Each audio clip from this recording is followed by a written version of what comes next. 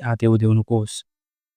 शिवशंकर आले आणि लहान गणेशाने त्यांना थांबवलं. शिवांना संताप आला आणि त्यांनी क्रोधाने त्याचं शिर छाटलं. पार्वती रडू लागल्या.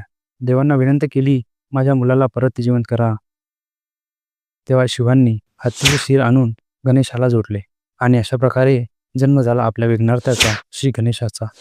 या क्षणापासून गणपती प्रथम पूज्य ठरले. आता आपण पुराणातील काही गोष्टी ऐकणार आहोत. गणपती फक्त पार्वतीपुत्र नाहीत, ते आहेत विघ्नहर्ता. जिथे विघ्न आहेत तिथे विघ्नेशाची पूजा केल्यावर मार्ग सुकर होतो. त्यांना मोदक का प्रिय? कारण मोदक म्हणजे गोड ज्ञान, जे आतमध्ये भरलेलं असतं.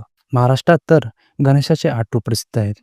अष्टविनायक, मोरेश्वर, सिद्धिविनायक, बल्लाळेश्वर, महागणपती. प्रत्येक मंदिराची एक अनोखी कथा आहे.